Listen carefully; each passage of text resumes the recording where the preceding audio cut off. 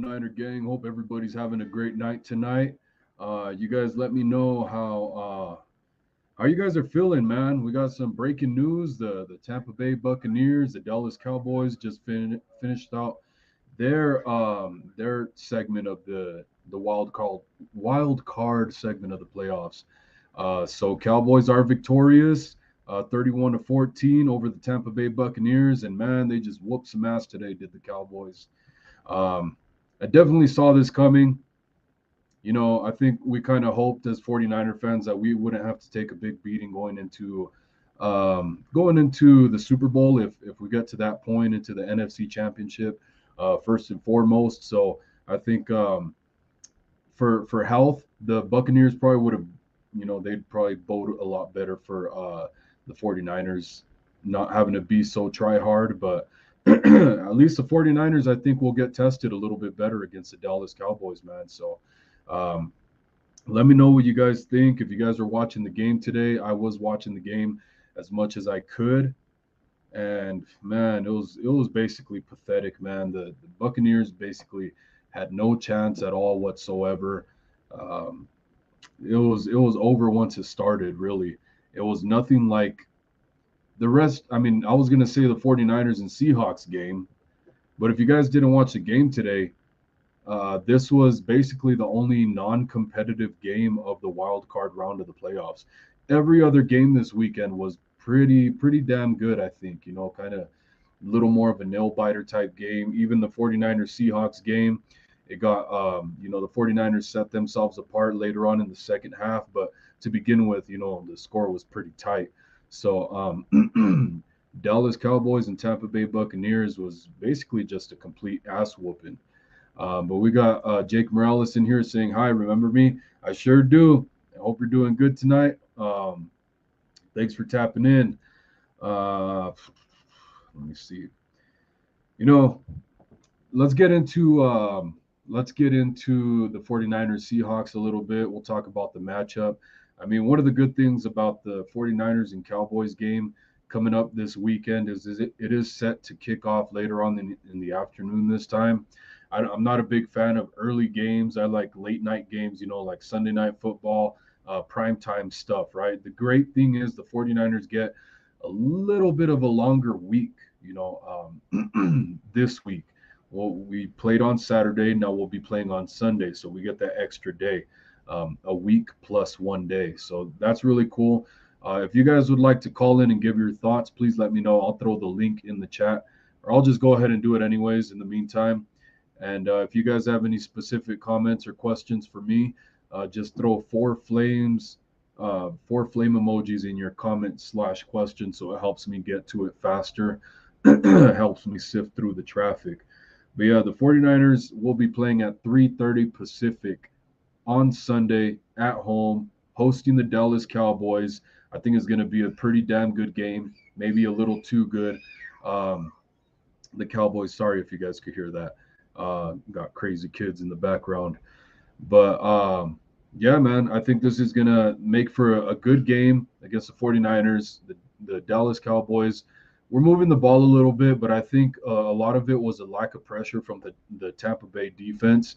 The D line for the Tampa Bay Buccaneers did not seem to create enough pressure on Dak Prescott to have to get rid of the ball quicker. He seemed like he had all day to throw, and when he didn't, he had plenty of space, plenty of gap to run up the middle and scramble and stuff like that. So that's something that I think the 49ers are going to do a little bit better when it comes up to the D line and creating more pressure on the quarterback, being Dak Prescott. Of course, I'm going to preview the matchup a little bit better throughout the week, later on in the week. But creating pressure with, I know one thing I've talked about is zone blitzes, right? That's one thing I think the 49ers should really look at and, utilize going forward. Zone blitzes, stunts like delayed blitzes, something they've done with guys like Fred Warner, using some of the linebackers, some of the safeties like Hufanga and Jimmy Ward. What they'll do is either bring those guys in on a blitz, or they'll bring them in even on a delayed blitz to get the offensive linemen thrown off with just personnel and calling out their their protections. So it kind of gets things scrambled up a little bit. Of course, the 49ers, they like to disguise their coverages too as well with lining up in a blitz and then dropping back in coverage. So just making sure that things aren't recognizable is one thing, of course. That's going to be a key component, I think, but really actually dialing up pressures, not just giving the look of dialing up pressure, but bring more blitzes.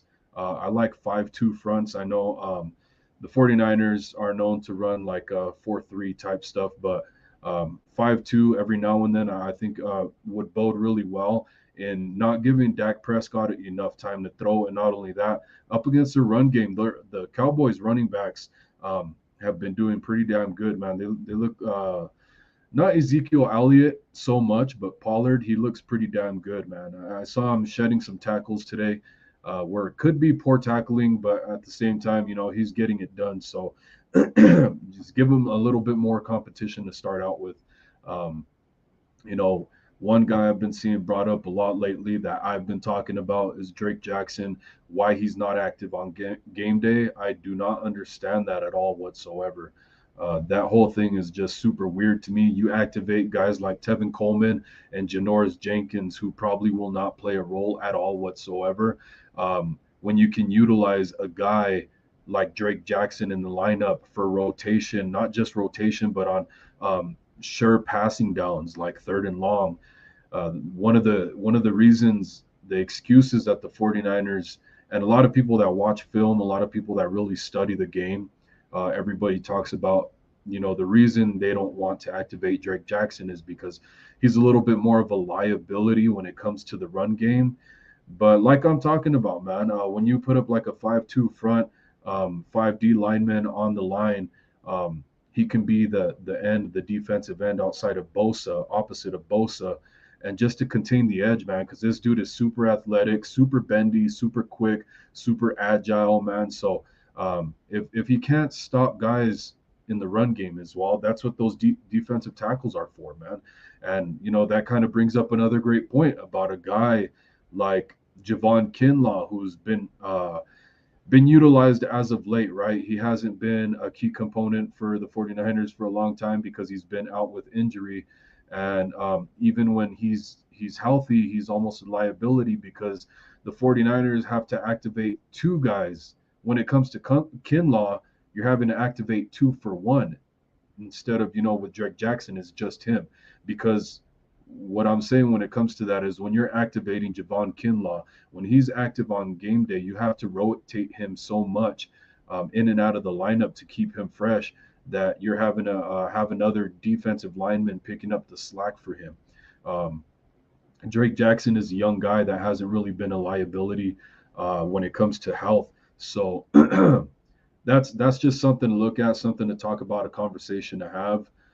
I'm not saying take Kinlaw out, but I'm saying if you can activate two defensive linemen to keep Javon Kinlaw on the roster on game day, I'm sure you can go without Tevin Coleman on game day so that you can activate Drake Jackson. Uh, as we know, the running back room is stacked for the 49ers.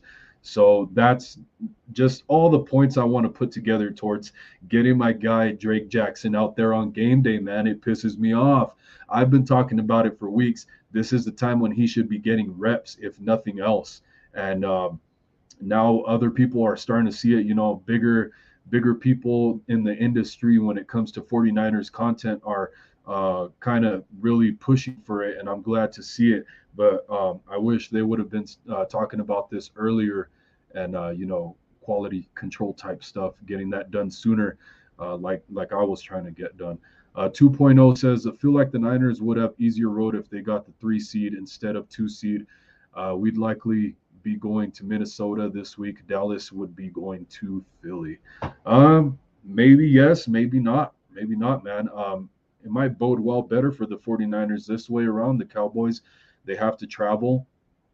They were just in Tampa Bay, so they have to travel from Tampa Bay to Santa Clara.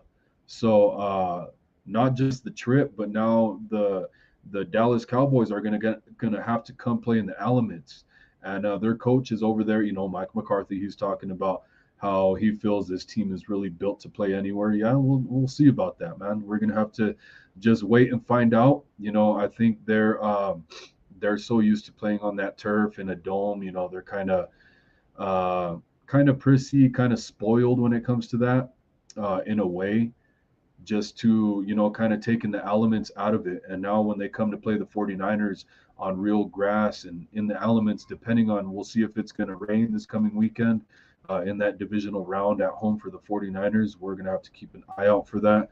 But we'll see. We're not going to find out till later on in the week.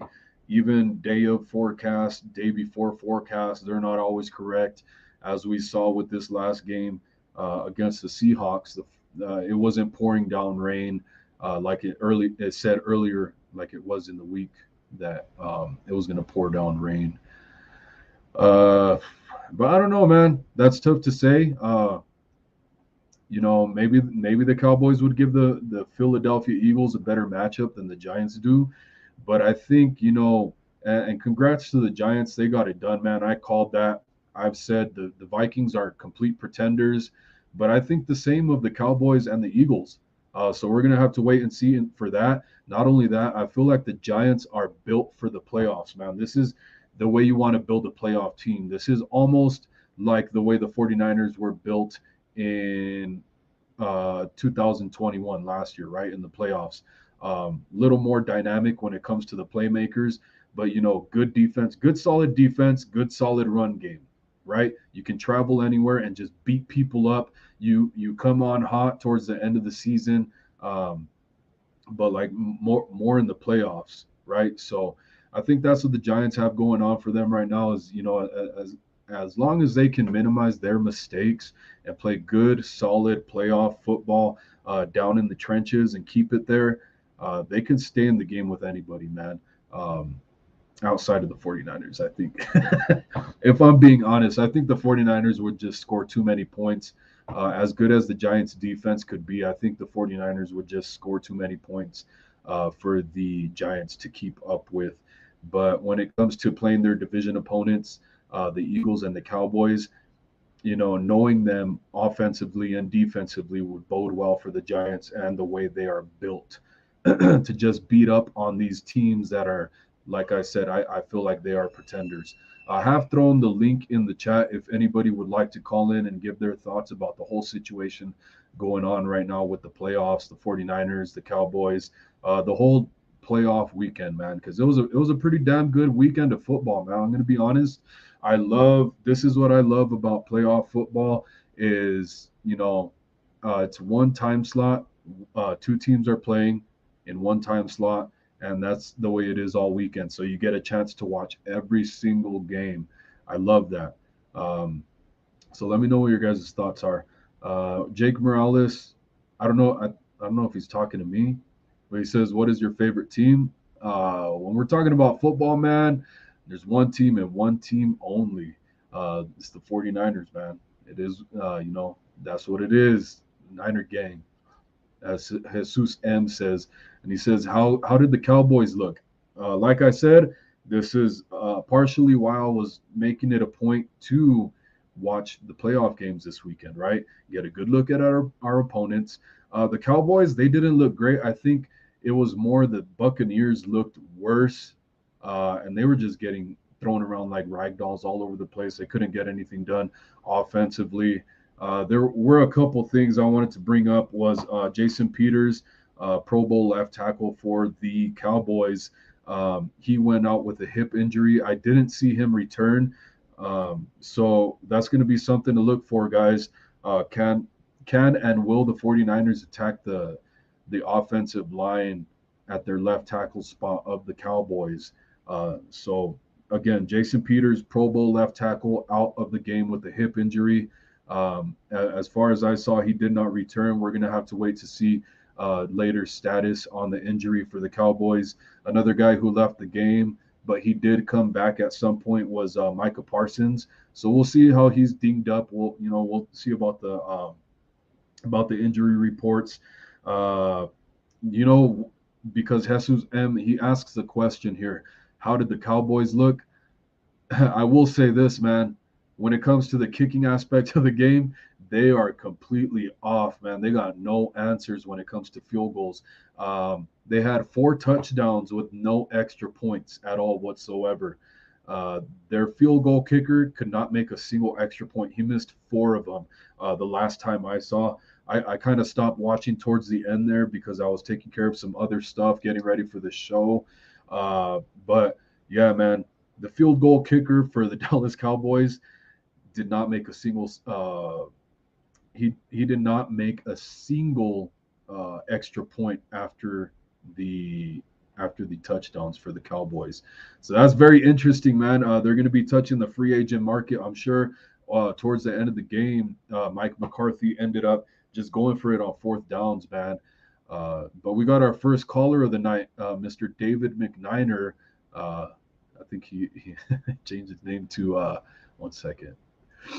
What's up, David? How you doing, bro? The Chickens ownership. Yep. That's not ownership you want to have, bro. Maybe. Oh, come on. I get what you mean. I get what you mean. But if you're in the management office, that probably doesn't bode well for you, man. No. Your reputation. No. But Jesus M, David, did you watch the Cowboys Buccaneers game just now? I'm sure you did. I did, and you know what? How bad did we beat the Bucs? Oh my God! You know what? I will say this. We whooped them. I will say this. The 49ers battered the Buccaneers in almost very same fashion to the Cowboys, the way they did, because really the game was like 31-6 the whole time. Buccaneers got another touchdown in garbage time. So it ended up being 31-14. I think the 49ers beat the Buccaneers 38-7. So very similar. But yeah, we're going to have to wait and see when the Cowboys come to the elements over here. But what'd you think about the Dallas Cowboys and the Buccaneers, man? I think the Buccaneers are just not a good football team. Yeah. You know? Yeah. And Dallas Cowboys showed up with a good game plan, and they beat them. But when it comes down to it, they got to come to our house, though. They got to go from Tampa Bay, which is on one coast, fly all the way back home for what? You think they'll practice for a couple days before they fly out? I don't know how all that works. Yeah, they got to practice for at least 2 to 3 days. And then they fly out and they'll do their walkthrough in San Francisco. I think that's how the teams do it.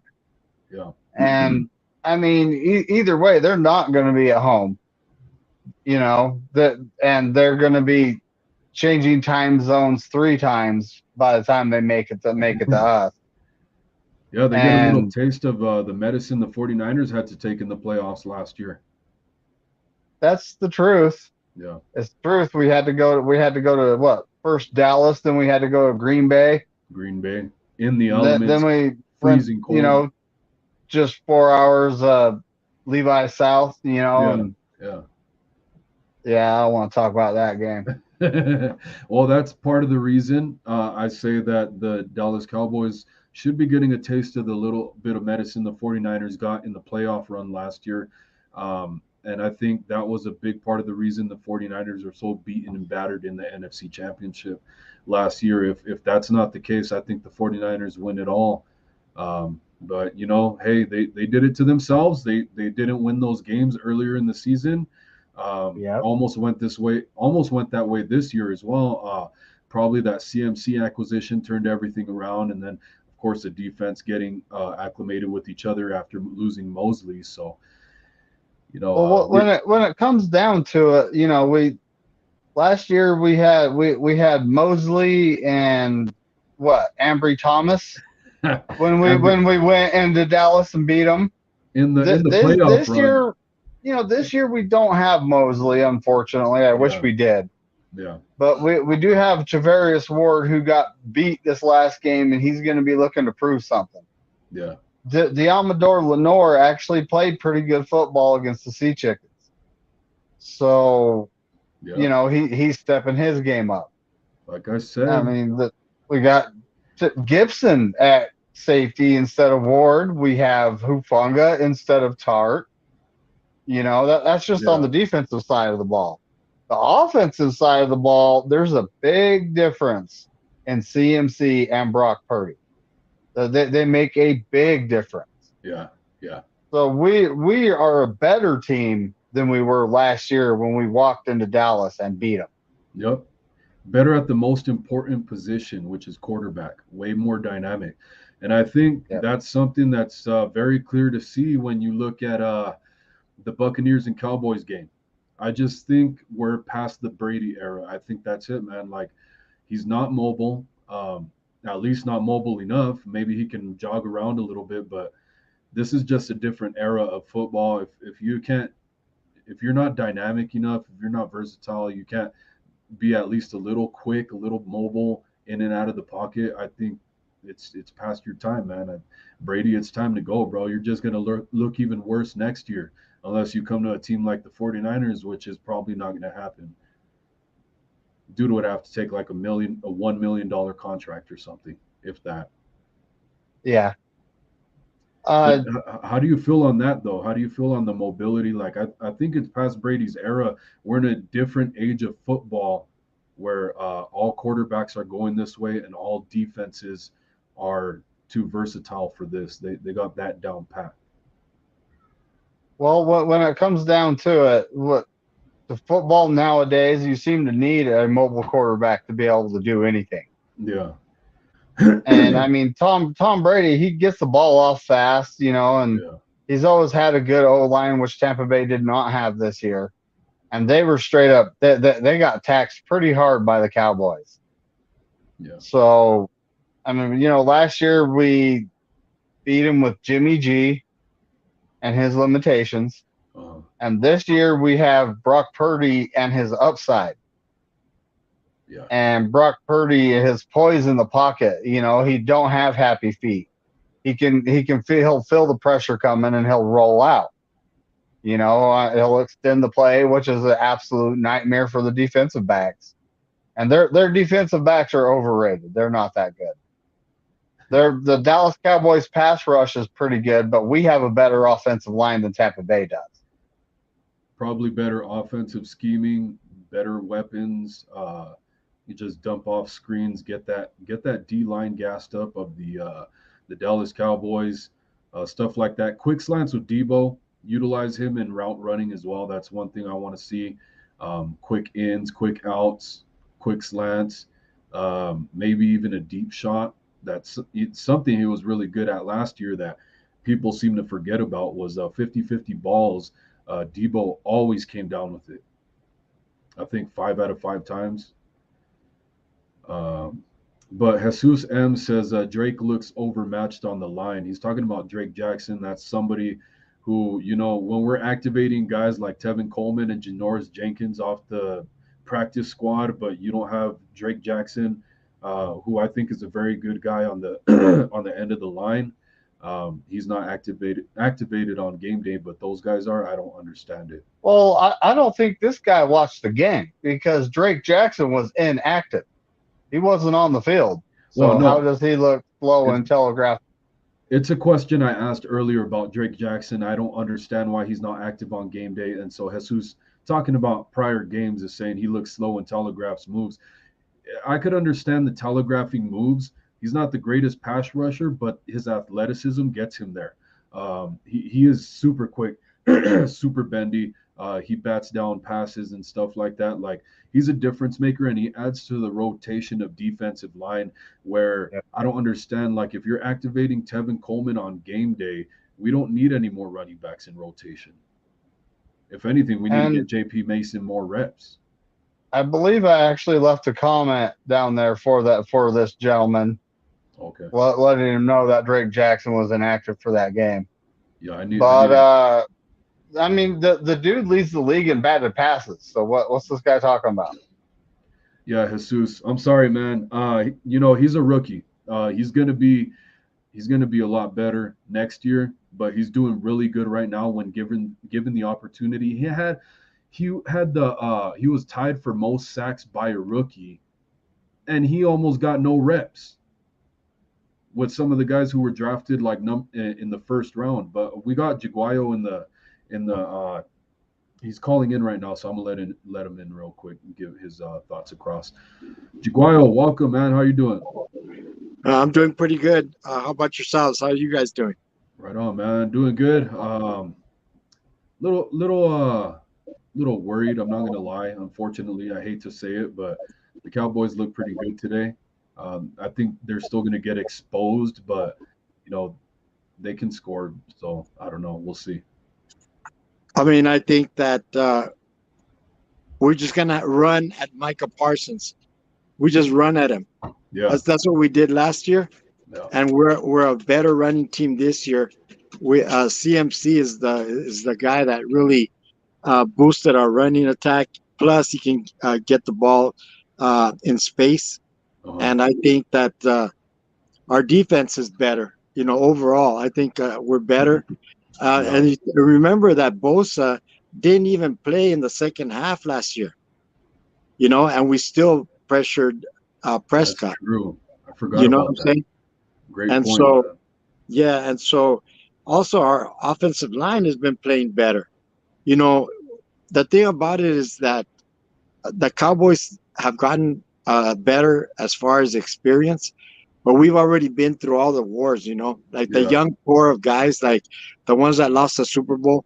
You know, Yep. Warner, Kittle, uh, Brunskill, uh, all these. What's his name? Debo.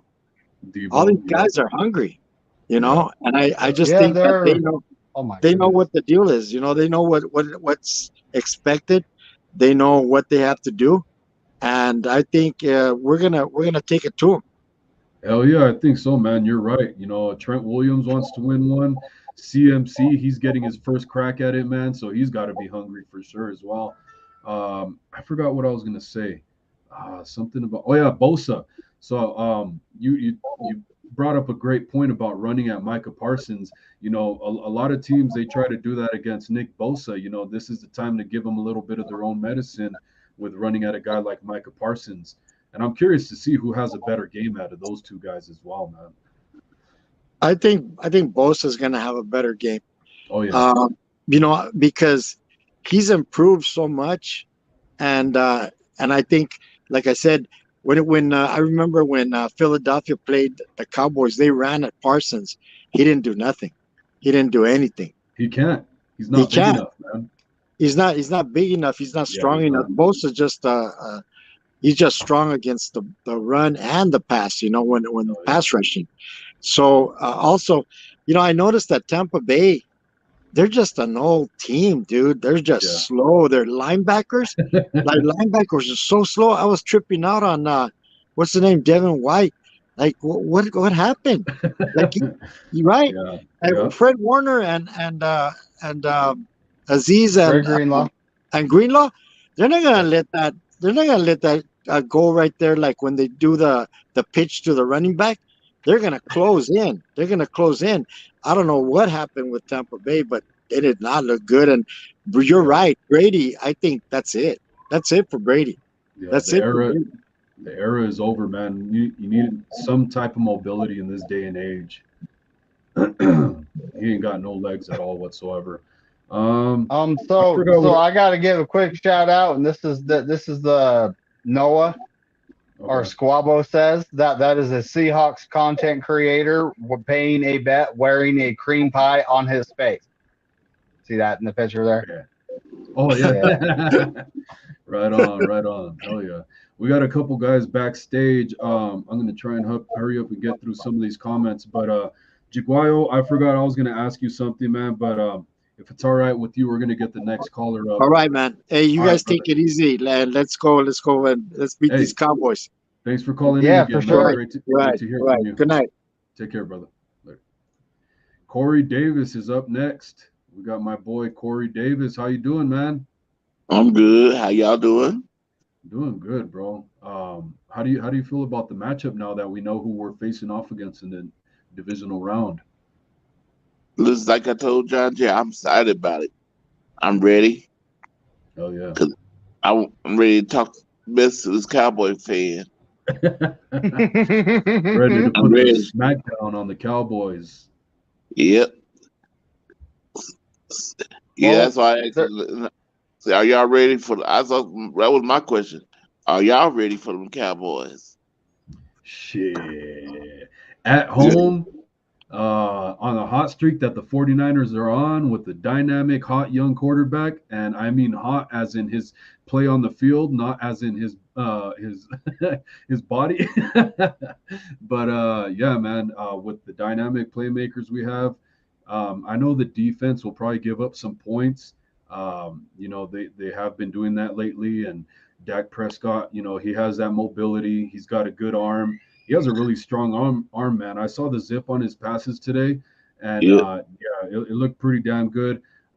That's something I hope that Brock Purdy can develop is his arm strength a little bit in the offseason with a little more zip. But I love what he has right now, man. We yeah, just got to outscore them, I think, and make the load a little lighter on our defense. and that's one thing. With Rob Purdy, I was on another show talking about. He could keep our offense going. Yeah, He could keep us going. He's not like Jimmy G fall behind and get them and happy feet. what are you gonna do because the capabilities of your quarterback, right? yeah. It seems like our offensive line is really blocking good for Brock Purdy too, because sometimes he have a long time in that backfield to look down the field and throw the ball. You know, Yeah, yeah. Yeah, I love that. Even when things break down, when it's not the perfect play call, Brock Purdy adds that little bit of element to where Kyle Shanahan can kind of lean on him to make something out of nothing. So yeah, that's the cool thing because Kyle Shanahan can always make the perfect play calls, and not only that, Brock Purdy's gonna miss some reads here and there. So his yeah. ability to make something happen when he does miss a read, that's gonna add to it too as well. So I And think they work and this perfectly. Sunday, no rain, so it's gonna be Allegedly, allegedly. yeah, It's been storming up big in California. Of course, everybody knows. I don't trust forecasts. I'll even check it the day of, and it's still changing. Like it was supposed to rain pretty good this last game versus the Seahawks, and then I kept refreshing the forecast, and it kept changing, and then it yeah. ended up not being that much rain, and so it's like we Yeah, it just didn't keep rain till after the game because at my house the rain started checking. coming down. Yeah, we got a fat amount of snow so far, and we're supposed to get it for the next couple days too out here. Yeah, I'm out here in the snow today. Uh, Hey, David, how are you looking on time? um, I'm all right. I'm all right for a little while. I do got to go to bed soon though. I do work early in the morning, but I'm not doing anything I need my brain for, so I'm okay. Okay.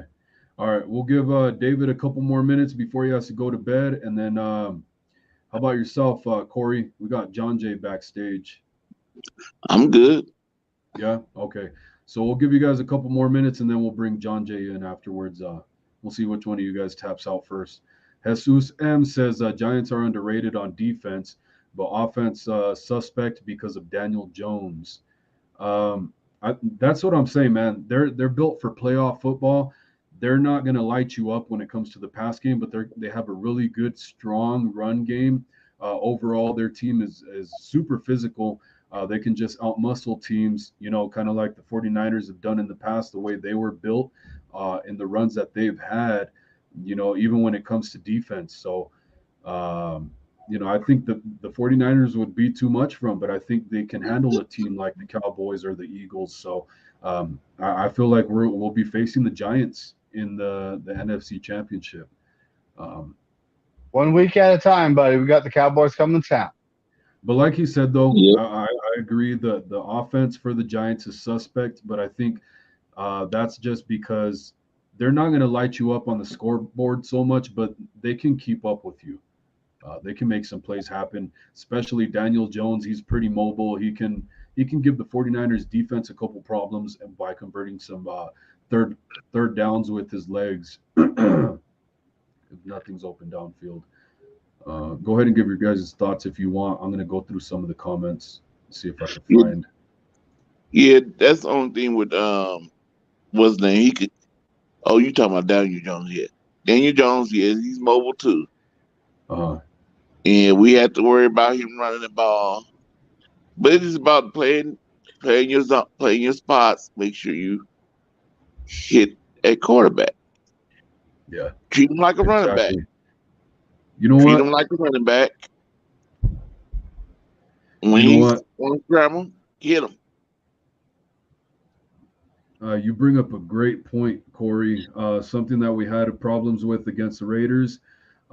Something that really pissed me off was the gap discipline for the defensive line, man.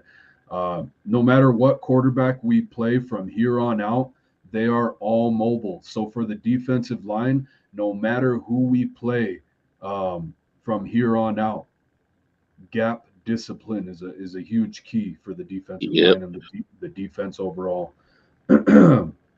So stay in your lanes, guys, when it comes to the defensive line. That's what we're trying to say. Johnny Basement, go ahead. I want to see Givens in there. I think Greenlaw, he just don't have the strength no more like he used to. Or something. Because he's not clogging the middle up like he used to. I think Givens would clog that middle up.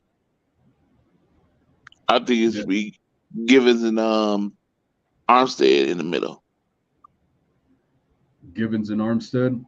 Well, that's supposed to be Kinlaw's job, man. So I mean, yeah, the key thing to it, to like what they're doing right now. And sorry, David, I'll let you talk right now. Go ahead, because you look like you wanted to say something earlier. I forgot. Well, when it comes to Kinlaw, he's getting pushed around. He doesn't look like he's in football shape, is what Corey's saying. I totally see what Corey's saying. Yeah. And Kevin Givens has been with us all year, and he was one of the guys that was filling in for Armstead and Kinlaw when they were out, and we were playing really good football. Yeah. So, and then, we picked up T.Y. McGill, and he's a 30-year-old veteran, and he's actually looking pretty good too. So, when it comes to Kinlaw, I don't understand what's the matter with the guy. I mean, when it comes down to it, he's not playing like a first-round pick. Yeah. And they're having to give up guys like we talked about a little while ago, Drake Jackson, and then Kinlaw. He can only play for so many reps. They have to keep rotating him in and out. Even the reps that he does get is he's not making a huge difference. I will give him some credit though. On the very first play of the game, I think he had a run stuff versus the Seahawks. So he showed up on that play. After that, he was kind of irrelevant. So we'll see. It looks like they're giving him a chance to prove himself before the season is over. But his reps might start to dwindle as the playoffs roll on, depending on what they're seeing. And I still have to watch more of the film as well. I'm going to be honest. All right. Well, I'm going to tap out so John Jay can come on in. All right, brother. David. All right, David. Have a great night, man. Go Niners. Let's beat them cow patties. That's right. Don't forget to sell your Seahawks that you own. Hey, I don't think there's any money to be made there. I mean, I want to have to pay someone to take them either. That would suck. Well, tear down the stadium and build a casino then. Hey, you're not lying. That's a good idea. All right, bro. Thanks as always. All right. Later. All right, we got my boy John Jay coming up next. Hope he's ready. John Jay. What's up? What's up, brother? How you doing, man? Yeah, I'm good. No worries, man. I know I was back there for a while, but it's always good listening to David, Corey, and yourself. Yeah, right on, man. Yeah, thanks for your patience. I try not to have too many people, because like once we start getting too many people on the screen, then it's just a bunch of voices trying to talk over each other, and so that's why I did it that way. Like the most I like to have is like 3 people on screen at once. But yeah, man. Did you get to watch the wild card round of the playoffs with basically every game but the Cowboys and Buccaneers? Yeah. So basically, I saw every game and everything played out the way everything played out correct except the last game because I knew the Jaguars were going to win, and the Chargers, for whatever the reason, they're a good regular season. They always lose in the playoffs. Yeah. I knew the Giants were going to beat the Vikings because in the playoffs, you need a good defense. Yeah. You need a good defense. And when your defense is 29th in the league, it doesn't matter if your offense is number 1 in the league. A 29th ranked defense is a 29th ranked defense. And then the Bills and Miami, that was a toss-up, but I went with the Bills. And then, of course, the Niners were going to beat the Seahawks. Like the Seahawks, we had their number this year. We beat them 3 times. But when it came to the Monday night game, the Bucs, I don't know, man. I don't know the direction of that team. And the Cowboys just like, but one thing I will say, and I know Brian is not here, but that kicker missed 4 extra points. Robbie Gould is never going to miss 4 extra points. So if they cannot make their extra points, that's good for the Niners because our kicker's not going to miss that. But overall, looking forward to this Cowboys game. I'm not going to take the Cowboys lightly. I know I can't stand the Cowboys. They annoy the whatever. And I know a content creator. He's a good dude. He's a Cowboys fan. He's worried about the Niners. So out of all the Cowboys fans, he's worried about our team because, again, we have the number 1 ranked defense. It's going to be a good game. It's going to be a really good game. Yeah. But I think the Niners have the better team. We did not have Christian McCaffrey last year. We didn't have Charvarius Ward last year. And Brock Purdy, he's technically has 7 consecutive victories in a row. As long as he's there, I'm not worried about the Niners. Yes, sir. I like it, man. I like it. I don't think anybody is not worried about the 49ers, so I will say that. And Cowboys, I think they should especially be worried. They always choke, so we'll see how it goes this time around, man. We'll see if they choke again. Hopefully, I would love to see it. I'll dance on their graves. Yep, I would love it. I don't try to get this Cowboy. I won't try to interview this Cowboy fan, my friend. I won't try to get him on it, but he always comes out. He's like, nah, I don't want to come on your show. I said, I promise I'll just have you. I won't let none of my other Niner friends come on. Hey, that's one thing I'll say about the guys we associate ourselves with is when we have opposing fans come on our channels and stuff like that, I think we keep it pretty respectful as long as they do, man. So I don't think you got to worry about that, Corey. I think he'll be all right. Johnny Basement says, and thanks, Johnny, for tapping in. This is a really cool dude. He's a New York Jets fan. You guys go check out his channel. He does game reactions and stuff like that, commentary. It's pretty fun, man. He has really good energy. So Johnny Basement, go check him out. He says, Niner, Dallas will not be able to handle the Niners defense, brother. SF is too tough for them, brother. Yeah, this is okay. So this is what I'll say. The 49ers defense is pretty good, right? They've shown spots where they're not so good, where they kind of have a little bit of weaknesses. They can be exposed a little bit. But as long as they're able to slow teams down, that's the thing right there. I think that's the key factor right there is our defense slowing teams down, making them settle for field goals and stuff like that, because we're getting into the top tier of the NFL right now where these offenses, they're going to score points. It's just can the defense slow other offenses down enough to the point where the 49ers offense can create a huge lead, and that leads to pressure on the opposing offense to create turnovers. Yep. Feel free to interject at any time, guys, after I say something. I'm just going to go through some of the comments because I felt super behind. Yeah. Closely in the second half, we seen them let teams score in the second half. Yes, we did. Yes, we get some Seattle, but that was trash time, and we took all our starters out. Yeah. We took all. Fred Warner wasn't in there. Armstead, Nick Bosa, all of them was out. So that's why they got that last score. And so, in the second half, we pretty much shuts the team down. Our defense makes, I guess, DeMeagle's making some adjustments, and he shut them down. Because Seattle didn't even run the ball. I don't think in the second half, if I'm not mistaken. I mean, they did, but I think those adjustments you're talking about, the turnover they had, the strip fumble by Omenahu on Geno Smith kind of made things unravel, and just I think that's something you point out that's pretty good is the 49ers defense has been really a second half team, it seems like, where they make really good adjustments the second half and hold teams to a lot less points in the second half, at least as of late. Yep. And shout out Esmeralda Sanchez, says, let's go 49ers. Thanks for being here. Johnny Basement says, also, if the Cowboys win, then that means they're in the NFC Championship game, and they don't like going there anymore. I agree with that. Ooh. Oh, man. Go ahead, guys. If you guys have any I'm going to go through some of the comments. Yeah, my Niners better win because, like I said, I don't hear nothing about that Cowboy fan out, my friend. I don't want to hear his mouth.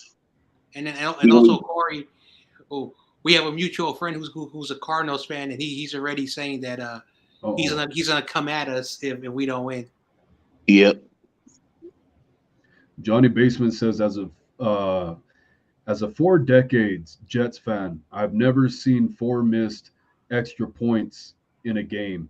That says a lot because my Jets have humiliated themselves and those fans for decades. I feel that, man. Johnny Basement, I feel for your pain, man. I never understood why the Jets were, going through the hard times that they did. I mean, I understand why, but why did they put themselves through that? But yeah, the 4 missed extra points today, that's super crazy to me. I cannot believe that dude is in the NFL for whatever reason. How are you in the NFL? High school kickers don't even miss that shit. Seriously, man. That's an extra point. Like you said, like John said, you miss 4 kicks like that with the 49ers. We don't take advantage of that. You're done. Yep.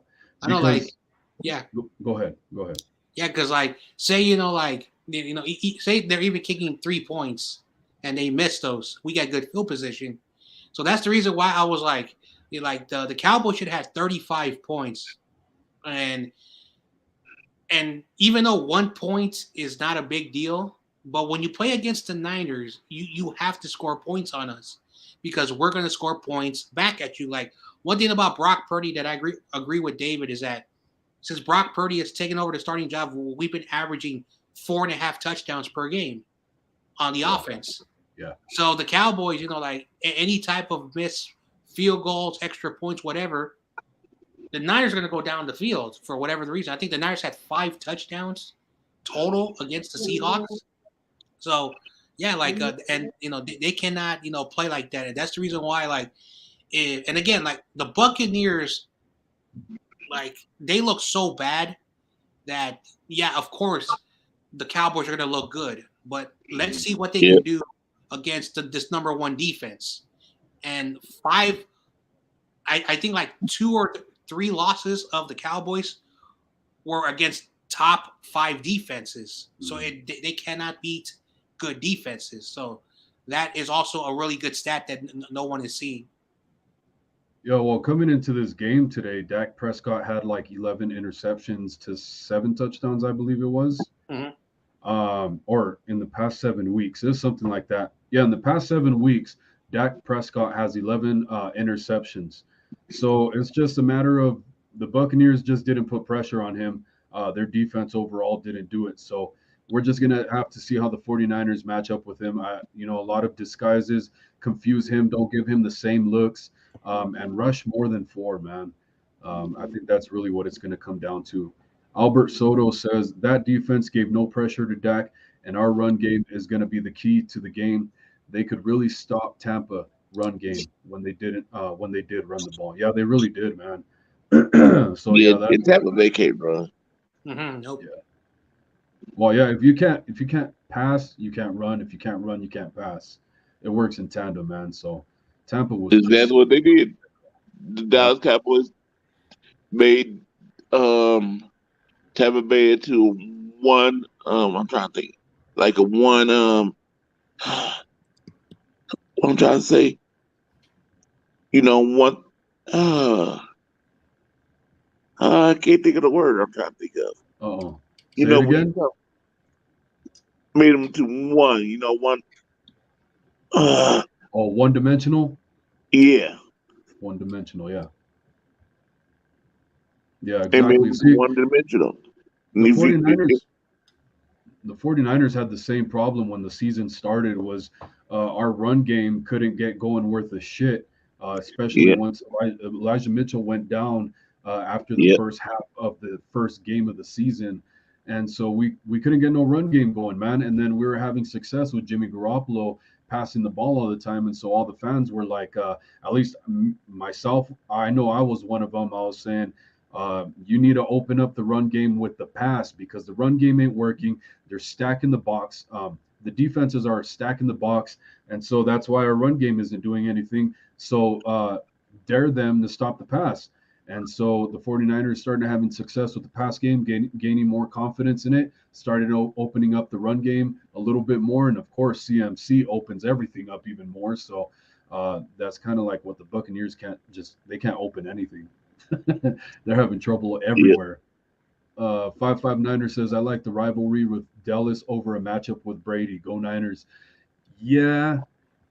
I mean, I just want to get to the Super Bowl and win the Super Bowl. And I think playing the Buccaneers was just the best shot at getting there. I love good football. I love all that, especially during the regular season. When it comes to the playoffs and get another team getting in the way of my 6th Lombardi, I'm not for it, man. But yeah, I totally get it, man. And I'm very confident the 49ers are going to handle business against the Cowboys. And so I'm ready for the bragging rights for another year of bragging rights over the Cowboys. So yeah, man. And Jerry Jones getting what he wanted. He said like almost like in the beginning of the year, he said, I want the 49ers. I want to play the 49ers in the playoffs. Who's that? Jerry Jones. Oh, Jerry Jones. The owner of the Cowboys. Yeah, he said he wants the 49ers. Yeah, owner of the Cowboys, Jerry Jones. Yeah, I thought you said Daniel Jones. I was like, the Giants? I was making sure I heard you correctly. Cool. So yeah, Jerry Jones. That makes sense. So yeah, man, you got what you wish for, and you better be careful what you wish for, especially when it comes to the 49ers. You got anything to throw into that, John Jay? Jerry Jones wanting to play the 49ers, I'm not surprised. But one thing that I've always said, and Cowboys fans don't like it, like since they fired Jimmy Johnson, the Cowboys, for whatever the reason, I don't know why they don't do well in the playoffs, and it's because Jerry Jones' ego. Until you can beat us and make it to the NFC Championship game, you can't say anything. So he can ask for us, but if we beat them again, then again, maybe they're just cursed. I don't know why, but they're cursed. Like I went back and looked at the since the Niners and Cowboys won their last Super Bowl, the Niners have played in more playoff games, way more playoff games. I think twice as more playoff games, and we've had a long stretch of bad seasons. When our team is in the playoffs, we make our wins count. So I just want to remind that to Cowboys fans. Yeah. There's something I'm going to be curious to see too, is the elements. So we'll see how the forecast goes. Corey said it's supposed to be clear as of right now, but we'll see if it changes at all. I don't know how to pronounce this, but he says January 22nd is my birthday, and my Niners don't lose on January 22nd. Look it up, my peeps. We're gonna have to check that out. Feel free if anybody has the time to check that out. All right, how are you guys looking on time, man? We got another caller backstage. Yeah, I'm good. Okay. Corey? Okay. Well, I was thinking about. I know we talking about diners, but Dick, whoever hit that quarterback. I can't remember. I think it was Diggs. Hit number 17 and hurt the Tampa Bay wide receiver. I think it was him. Mike Evans. No, he hit number 17. Oh, number 17. I don't know what number Julio Jones is wearing on the Bucks, but it could be Julio Jones. 6. No, Julio Jones wears 6. It's number 17. I can't think of his name right now. But Goodwin? No, Goodwin 14. He's wearing number 17. But the Cowboys should have got a flag or personal foul because he was on the ground and the Perry hit him in the back of the head. Bam! With a forearm. Bam! And laid him out. Damn. But there were no flags. I missed that. Damn. It was a lot of people probably turned the game off. They do was just garbage time. And folks, if you haven't subscribed to my channel, you can find me at Corey Davis on YouTube. Come please subscribe. I'm thinking of doing a Russell Gage. Is that who you're talking about? Yeah. Okay. Nice. My boy Eric Wallace, who's backstage, caught that. So Russell Gage. All right, yeah. Corey. Well, thanks, bro. As always, man. Great having you, and hope you have a great night. Like he said, everybody go check him out at Corey Davis. He has the weekly pick'ems and post-game shows and stuff like that. Corey Davis, let me display it on screen as it's spelled right there. Yeah, Corey Davis with the K. Yeah. That's his channel. All right, Corey. I'm going to bring up Eric Wallace real quick and check out this comment. Good night, I'll see you Thursday, John Jay. Yeah, I'll see you Thursday too, man. All right. Lauren Lee says the players in the Bucks are not on the same page as Brady. I wonder what's going on. I think a huge part of it is them, especially being in the playoffs. There's a lot of pressure on them right now. They're not scoring points, and they're just really flustered. So I think that's a big part of it. Eric Wallace, we got Eric Wallace in here. How you doing, man? Eric. Uh-oh. You're muted. Let me see if I can unmute you. No, that's on your end. So see if you can unmute yourself, and then chime in whenever you get a chance. You can't rush less than 10 times and expect to win. I'm sorry, but the Niners are not the Bucks, and that's exactly the point, man. That's cool and all. I feel really confident against any team. I just would have felt more confident against the Bucks because they're a team that just squeaked into the playoffs for a reason. And we saw that today. Yeah. Albert Soto says, I want Dallas. It would get us better prepared for Philly or New York Giants. They have a more complete team, and so Purdy could check off Dak name off the list. Hey, you know what? That's actually 100% true, and that's part of the reason I don't have a huge problem with playing the Cowboys. I mean, as long as we're in the playoffs and we got a shot. Go ahead. I know, here's a real stat when it comes to Philadelphia. Like, the 3 losses have been against teams with good defenses. But the majority this year, they've played a lot of awful defenses. And again, I'm not downplaying, the Eagles, saying that if we do make it, we can beat them. Mm-hmm. The Giants are a very interesting team because, you go back to the Niners and Giants history, they somehow have our number. Like in 2011, I don't know, no one wants me to bring this up, but we had a better team. And, if it wasn't for mistakes on our end, we would have been in the Super Bowl. Kyle Williams. But at the end of the day, Kyle Williams. But yeah, so for me, I agree. Let's beat the Cowboys, and if we have to play Philadelphia, no disrespect, I think Philadelphia is the more easier team to beat, in my opinion. But when it comes to the Giants, I think the Giants will give us a really good game. Yeah, I think both of those are tough games in different fashions. A little more physicality out of the Giants, a little more finesse out of the Eagles. But Eric Wallace is in here now. How you doing, Eric? Hey, I'm doing all right. How y'all doing? Doing well, brother. Just talking about the Seahawks game we just had and previewing a little bit into our confirmed matchup against the Cowboys coming up this weekend. Yeah, Yes, sir. You gonna be watching it? definitely. Right on. Definitely am. Yeah. Are there any moves that have happened with the Seahawks since the loss? I don't know. I mean, No? I think it's been a few days. I think as far as I know, everybody's kind of still trying to kind of get back to get over the loss, pretty much. Yeah.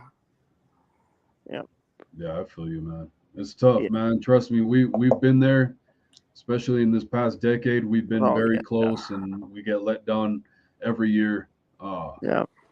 But we'll see. We'll see about this year. If there was any year, I think this is our year. We didn't have this kind of versatility at quarterback in the Yeah.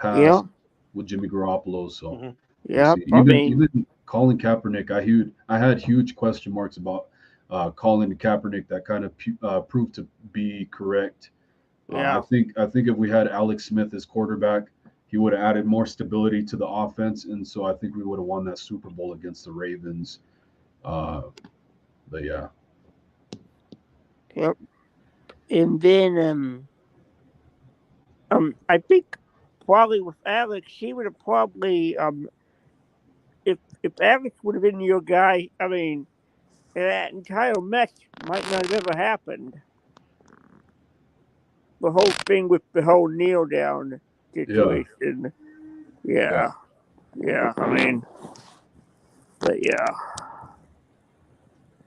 I feel you, I man. mean, so This guy right here, I don't know how to pronounce that, but says we won Super Bowl, the 1989 Super Bowl on my birthday, on January 22nd, and have won many big games on it too. Is going to be fun at Levi's Stadium Sunday. Hey man, I really hope so. I hope that bodes well. Like John Jay was saying in the past, if we play the Giants, they've spelled bad curses for us in the past. 2011, but even if you go back to 1991 was another year we dropped the ball against the Giants. Mm-hmm. Yeah. Yeah. Oh, Eric Wallace left. Yeah, and one fan base that since I've been doing YouTube, my podcasting, I've met a bunch of Giants, content creators, and they joke around, they goof around a little bit, but they always make some really good points. And I think in 1986, the Niners and the Giants played a playoff game, and that was the year that they won their first Super Bowl, and they beat us. I think it was an NFC Championship game, something like that. I gotta go check that out. But yeah, for whatever the reason, they find a ways to beat us. When it matters. Fuckers. yep. Eric, what were you saying before your stuff cut out? Oh yeah. I think like with Alex Smith, I feel like is a much better was a much better fit for Sam Flames than Colin Kaepernick. Mm. Yep. And yeah, I think so, man. Alex Smith was the kind of guy who was progressing in his career. He had gone through so many offensive coordinators and coaching staffs throughout his years, beginning as a rookie and stuff like that. He was an all-around pretty good quarterback. A very overlooked aspect of his game was his mobility. He scored like a 30-yard touchdown on the Saints with his legs, and it's just we came so close in that 2011 season where a muffed punt cost us the game. Uh, Colin Kaepernick had a hell of a run, but I didn't like his accuracy. I didn't like the way he threw the ball. His tendencies. I think Alex Smith would have provided more stability to the offense. yep. And now y'all got a really great young quarterback now. Yeah. Yep. I'm curious to see how it goes with Trey Lance. Another guy I like. he has some aspects of Kaepernick's game, but all around as a quarterback, I like Trey Lance more, man. He has some of the mistakes that and the mechanic problems that Kaepernick had, but Trey Lance, he has that hard work ethic where I think people know that Colin Kaepernick really he had more of a diva mentality to where he said he had the success doing what he was doing. So why correct something that isn't broken? But if you ask many other people, his Yeah. mechanics weren't the greatest. So he could have fixed a lot about his game and not taking the look in the mirror, not being humble about it, which Trey Lance I feel he is Yeah. going to bode well better for Trey Lance for his future. Definitely. I mean, because like if it's something that you can do better, like if it's something that Colin could have done better, he should have probably listened to those ideas because who knows how good he could have been. Yeah, Yeah. exactly, Mhm. exactly. Man. But I mean, to be fair, the political stuff kind of got him shunned out of the NFL as well. So Yeah, I feel uh, like he had I two mean things. that's a big part of it, but I think I mean in my opinion that kind of he should not have done that, but at the end of the day it's his call. Yeah, If he wants to do it, he does it. exactly. Yeah.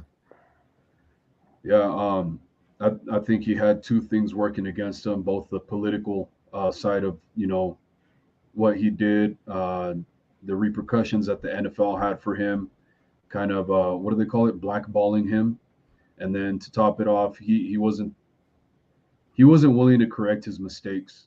Was another thing that was pretty widely spoken on. But John Jay, you got any thoughts on anything we're talking about? You know, like Alex Smith, I will agree that he had so many coordinators.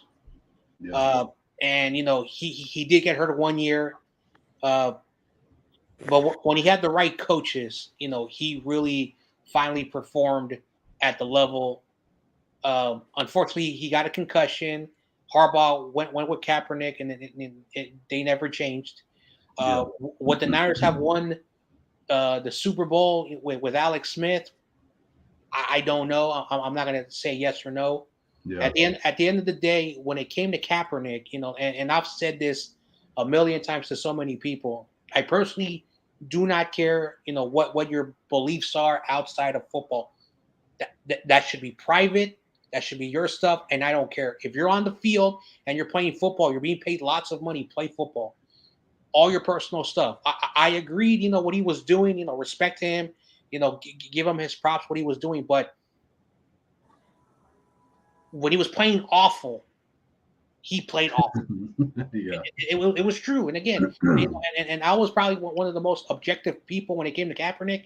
But after he played that Jets game, I think in 2015, I lost faith in him. He had, I think, like 6 passes. He threw the ball like 15 times, had 3 interceptions.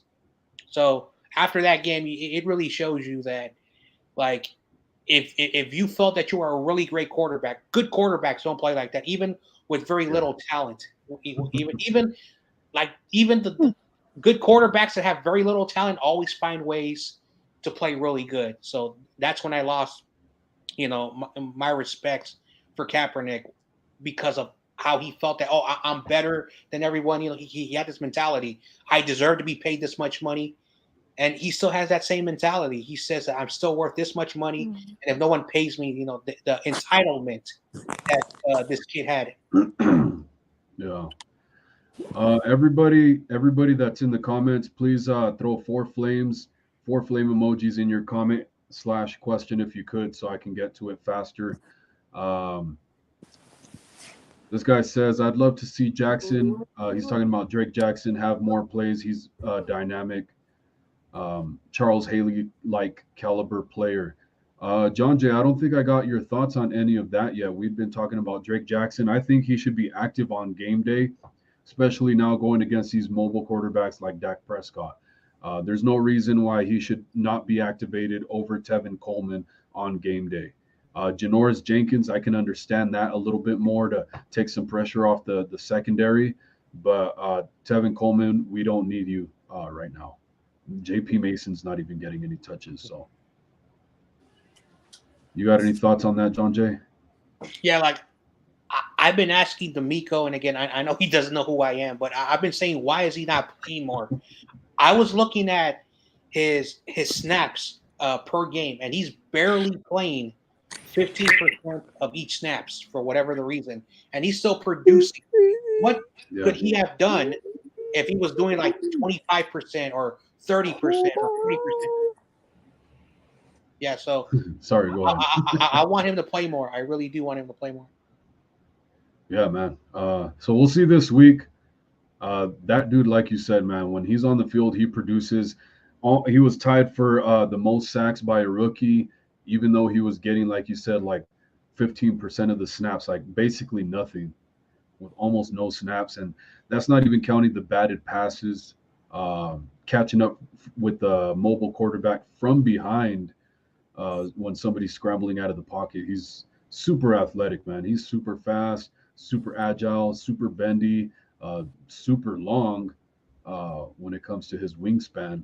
So he's able to bat down those passes and wrap quarterbacks up pretty well. CG in here wanted the Cowboys.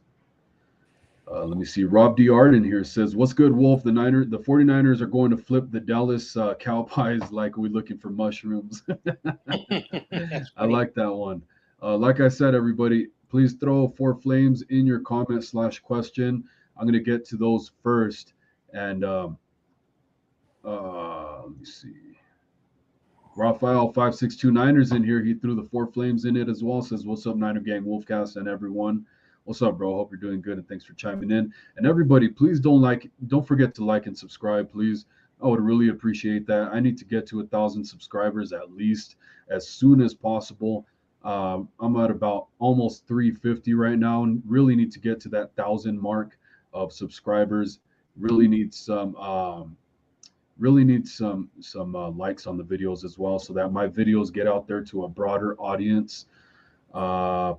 Let me see if I can find anything else with the 4 flames. But thanks again, Raphael, as always, for reminding me for everybody to like and subscribe to my channel. Please like the video. Hit the bell notification so you get all notifications when I go live and everything. Corey Davis has a question for us. Do you guys, number 38 for the Niners is going to have a good game? I can't spell his name. Diamador Lenore, Yeah, I believe. Diamador Lenore. Yeah, man. Shout out Diamador. You know, I was the one guy. I don't know who else was saying it, but I know I was definitely one guy that was saying, "Hey, man, you guys better get off my boy Demo's back, man," because everybody was ready to jump on his bones. Yeah. And he was matched up against one of probably the best wide receiver in the NFL, Devontae Adams.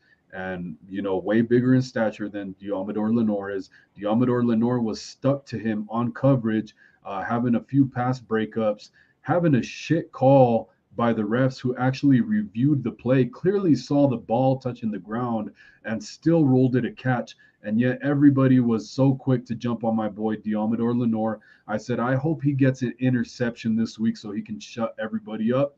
Sure enough, he was great in coverage. He shut down DK Metcalf when he was matched up against him, and he got that interception, man. So I love it for my boy. Hey, keep it up, Demo. Keep that good play up.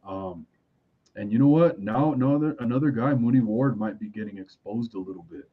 But you know, I think it's just one of those fluky things. You got any thoughts on that, John Jay? Yeah, like I remember, and you know, I'm still angry about the way we played on defense. And again, I'm not saying Diamador is a horrible corner. I think he's young and inexperienced, and he's a bit undersized, which is true. And when you're going against, you know, bigger receivers, why are you being lined up, you know, at that direction? And he played pretty good against the Seahawks. Now again, the Seahawks are the Seahawks. Also about Charvarius Ward, you know, he got burned one play. He got burned one play. But again, DK Metcalf, you know, he's a tall dude. I think he's 6'4", I think almost 235, something like that. So, you know, any good corner will have one bad play against DK Metcalf. So, but besides all of that, like I think if the secondary plays really good, then Dak is going to have a hard time getting the ball down the field. So that's just my thoughts on the secondary, Charvarius Ward and Diamador Lenore. 559er brings up a point about Alex Smith that he checked down too much to Davis and never stretched the field like Cap did. I would say yes and no. I want to point at something that's kind of been questioned about going into these last couple weeks with the defense kind of having their hiccups. And I think part of when Jimmy Garoppolo is the quarterback is it's a give and take. It's positive and a negative. The 49ers had to lead meticulous drives, long methodical drives, drive in and drive out to score, right? The good thing is you keep the ball out of the opposing offense's hands, so you don't give them a lot of chances to score. You're taking a lot of time off the clock. You're giving your defense a lot of rest. Now the offense is scoring a lot more and it's scoring a lot quicker, so the defense isn't getting as much rest as they were before with Jimmy Garoppolo at quarterback. And not only that, what was I going to say?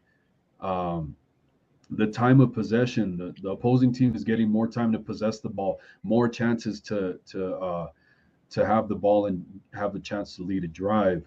So I think overall the defense is a little more tired. I think that's something that where Alex Smith was able to lead longer drives than Kaepernick was, keep the opposing offense off the field more, give our defense more rest.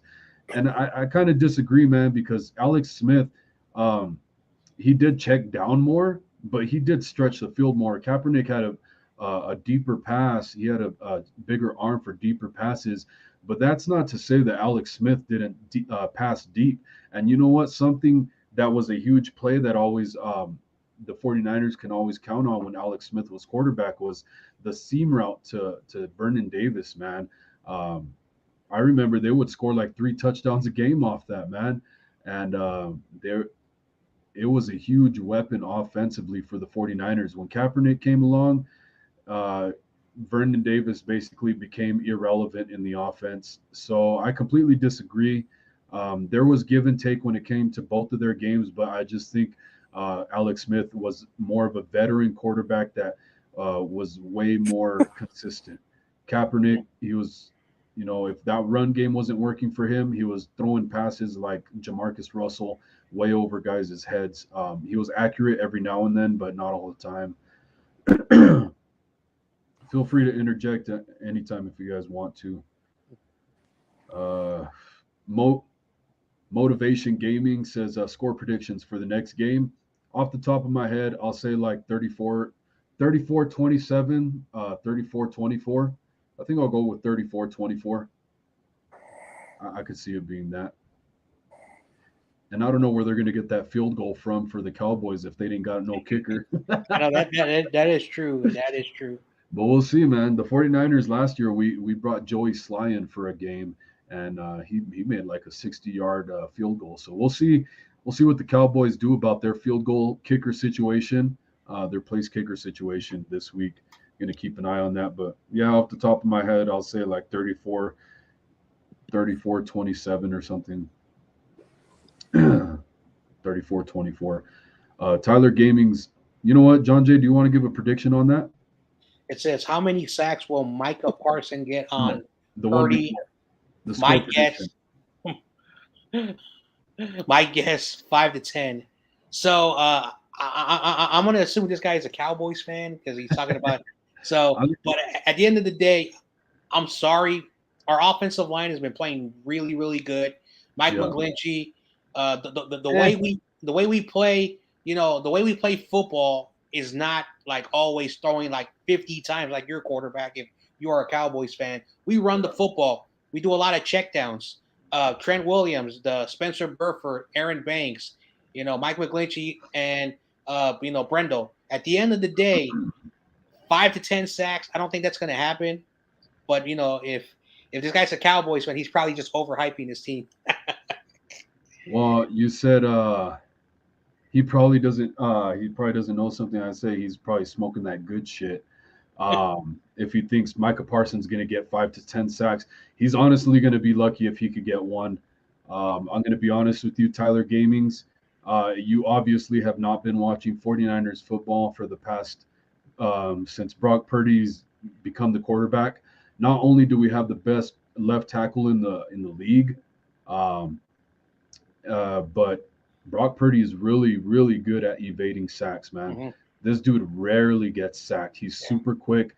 He has the fastest 10-yard split in the NFL. Mm-hmm. So basically what that means is, you know how people take a time from the 40-yard dash, right? The 40 time. His 10-yard time is the fastest. Mm-hmm. Faster than CMC. Mm-hmm. Quicker burst than CMC out of the pocket, man.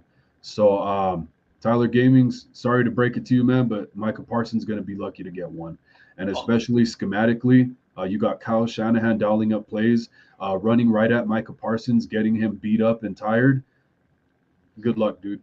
Also, I want to point out something. One thing, if you ask, on Jimmy Garoppolo, probably, but the way he escapes and the presence in the pocket awareness, and we have someone called CMC or Christian McCaffrey, so he's going to use his check down, and once Christian McCaffrey has the ball, you're Micah Parsons, when he turns around, CMC will be in the end zone. I just wanted to, put some facts out there of how we operate the offense. Yeah, he's really accurate with pressure in his face as well, man. He's really good at reading blitzes. He's really experienced, so he gets rid of the ball quick when he sees that pressure coming, man. He'll throw with the defender right in his face, already hitting him, and it's right on point, dude. So Tyler Gamings, love your optimism, man. Good luck. Not really bad luck if you're a Cowboys fan. I wish you bad luck. But yeah, man, I doubt Micah Parsons going to have anywhere near 5 sacks. He'll be lucky to get one. And I would love to put a bet on that for Micah Parsons to have 2+. That Rafael 5629er says thoughts on Demo and both wards. Demo stepped back up, man. He didn't even have a bad game, man. He just got a lot of flack for that Raiders game. That's the one time against the best receiver in the NFL, if not, arguably the best receiver in the NFL, Devontae Adams. He let up a couple receptions. What's the big deal? Everybody does that. If you can see, Mooney Ward just did it. But the thing was that Demo bounced back. He has the right mentality to bounce back. Maybe not like somebody, and not to put Ambry Thomas down for it, but like really, this is what happened was Ambry Thomas had some pretty decent play for us in the playoffs last year. He had to step up, take place for Josh Norman, who was a veteran. And then when he came into training camp, he just looked completely worse of the wear, man. So didn't seem like he took his craft seriously. Diamador Lenore surpassed him after basically being benched for Ambry Thomas. He surpassed Ambry Thomas, and he's showing his mentality paying off right now, man, being tough-minded, thick-skinned. So Demo, shout out to him. Jimmy Ward, badass as always. I wish he can have his chance to play safety where, that's his strength. That's his true position. But it is what it is, man. We have 3 really good safeties, maybe even 4 in George Odom and Tarvarius Moore, maybe 5. But, Mooney Ward, he's been great for us all season. Let up a couple passes this game. I think he's going to bounce back. And I'm curious to see about his I hope he gets rested up this week because I'm curious about his health. Do you have any questions or any thoughts on any of that, John Jay? Because I think Mooney Ward's suffering a little bang, like. Yeah, so Demo and both wards. So I'm going to start off with Jimmy Ward. He's not a good nickel corner. I'm just going to be 100% honest. It's just that Tayshaun Gibson has been playing really, really well the entire year.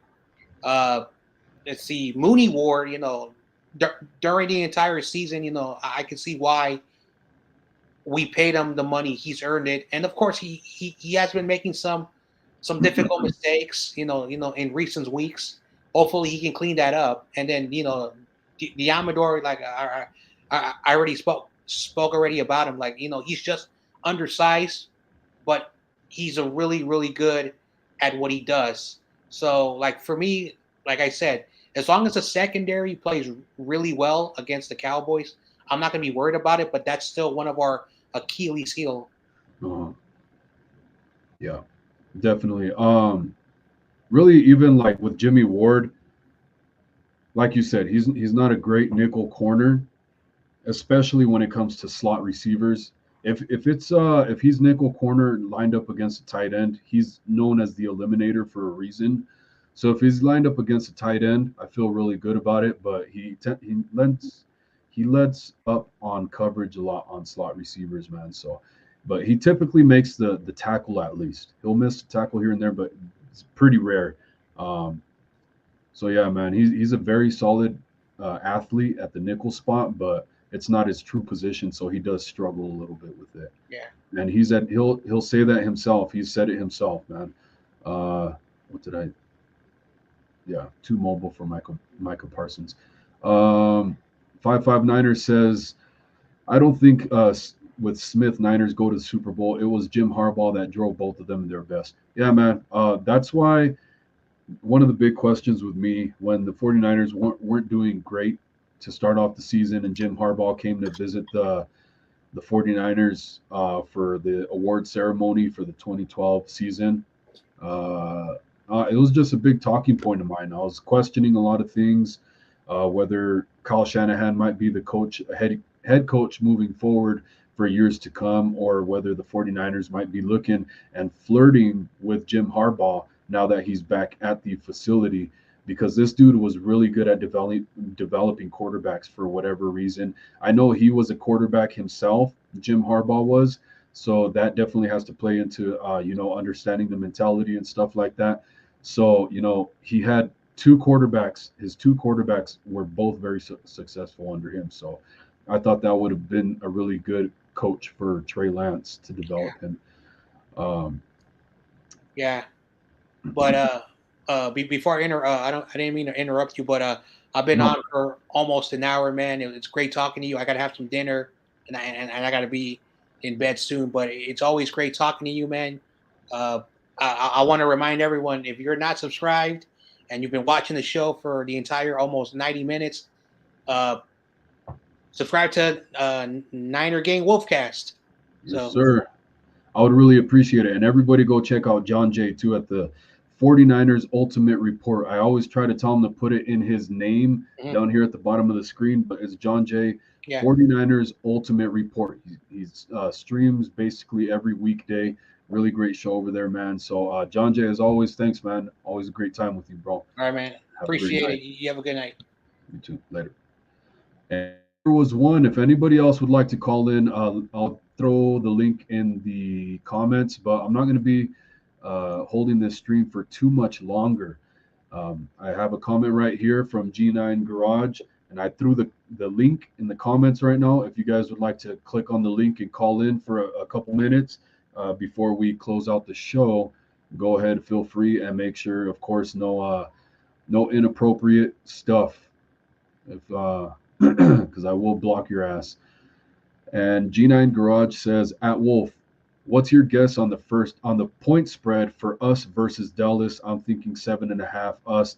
If you're asking me what I think Vegas is going to say, I very much agree. I could see like a 5.5, but I wouldn't bet anything over 3.5.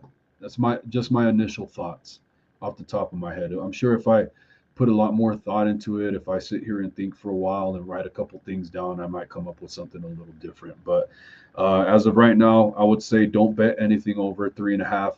I like to go money line and do parlays. But that's a great question, man. Thanks for bringing that up. I think Vegas is going to have it at a 5.5 point spread. I really do think so, just because of the record that the Cowboys have had during the regular season and what they just did to Tampa Bay. So I think Vegas is going to see it pretty close and being a 5.5 point spread. It'd be pretty cool if there was a bet on that. Tyler Gaming says, "Bang bang, there goes Niner gang being shot by the Cowboys." And we shall see, man. We'll see who shoots who, because I know the Cowboys already got shot by the Niners. And thanks for putting the four flames in the comment. That way I know to get to it, and letting you shine a little bit. Because he says, Tyler Gaming says, "Let's go Cowboys." Yeah, man. I'm sure it's going to be a really good game.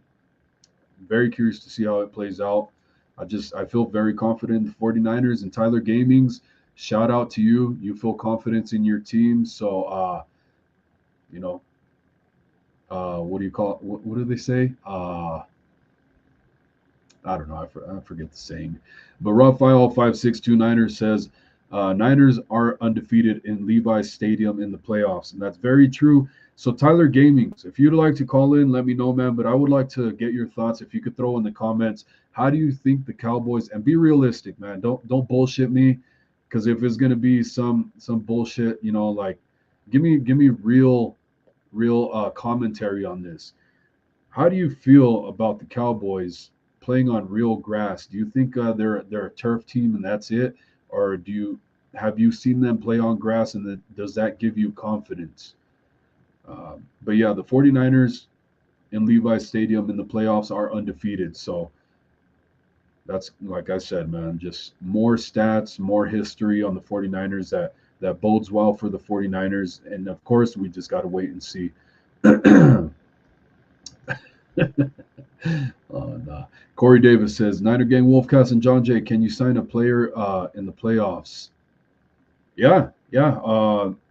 The 49ers actually just picked one up. They picked up AJ Parker, defensive back. So AJ Parker, he was an undrafted free agent in 2021. He spent time with the Lions. So now the 49ers have signed him to the practice squad, and we'll just see how that plays out. Maybe they're having second thoughts at the corner position, because now they're activating Janoris Jenkins, a veteran in the league, from the practice squad, and they're signing another guy to the practice squad. Ambry Thomas went down with his ankle injury, so maybe it's just depth due to that. So, yeah, the 49ers can definitely still sign a player in the playoffs. The Cowboys are probably going to be signing a kicker this week.